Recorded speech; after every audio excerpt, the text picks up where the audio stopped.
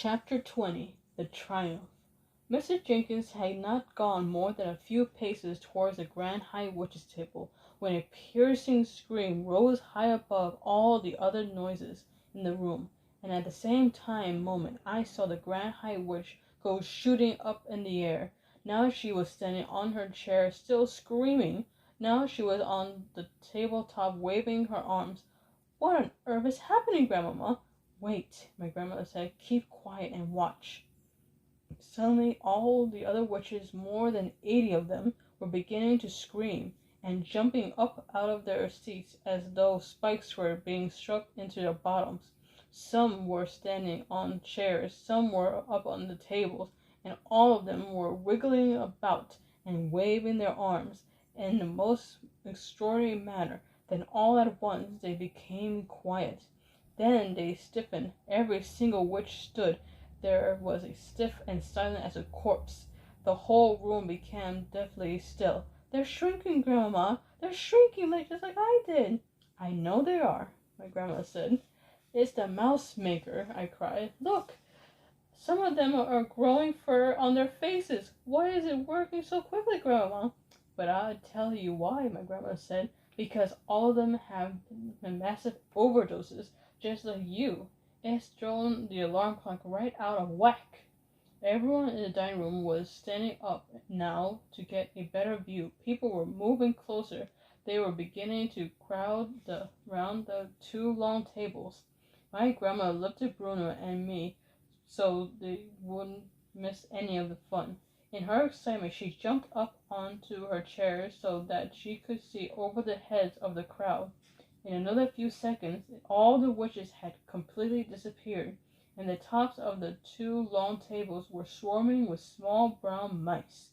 All over the dining room, women were screaming and strong men were turning white in the face and shouting, "It's crazy!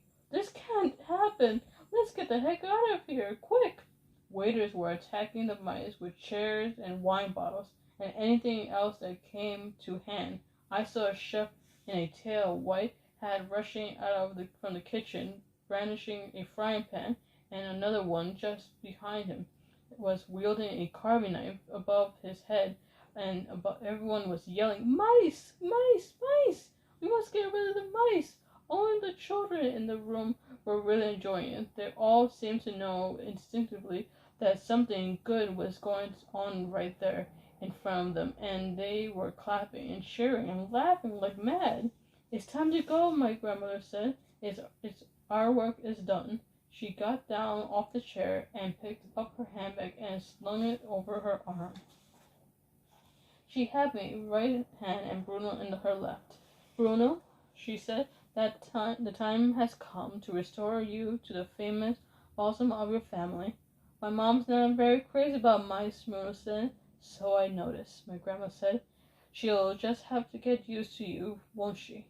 It was not difficult to find Mr. and Mrs. Jenkins. You could hear Mrs. Jenkins' shrill voice all over the room. "Herbert!" he was screaming. "Herbert, get me out of here! There's mice everywhere! They'll go up my skirts!" She had her arms high up around her husband, and from where I was, she seemed to be swinging from his neck.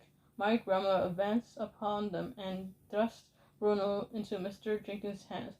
"Here's your little boy," she said. "He needs to go on a diet." "Hi, Dad," Bruno said. "Hi, Mom." Mrs. Jenkins screamed even louder. My grandmother, with me in her hand, turned and marched out of the room. She went straight across the hotel lobby and out through the front entrance into the open air. Outside it was a lovely warm evening, and I could hear the waves breaking on the beach just across the road from the hotel. "Is their taxi here?" my grandmother said to the tall doorman in his green uniform. "Certainly, madam," he said, and he put 2 fingers in his mouth and blew a long, shrill whistle. I watched him with envy. For weeks I had been trying to whistle like that, but I hadn't succeeded once. Now I never would. The taxi came. The driver was an oldish man with a thick, black, drooping mustache. The mustache hung over his mouth like the roots of some plant. Where to, madam? He asked suddenly. He caught sight of me, a little mouse, nestling in my grandmother's hand. Blimey, he said. What's that? It's my grandson, my grandmother said. Drive us to the station, please. I've always liked mice, the old taxi driver said. I used to keep hundreds of them when I was a boy. Mice is the fastest readers in the world. Did you know that, madam? So if you're grandson, then I reckon you be having a few great grandsons to go with. I'm in a couple of weeks' time. Drive us to the station, please, my grandma said, looking prim. Yes, madam, he said right away. My grandma got into the back of the taxi and sat down and put me on her lap. Are we going home? I asked her. Yes, she answered, back to Norway.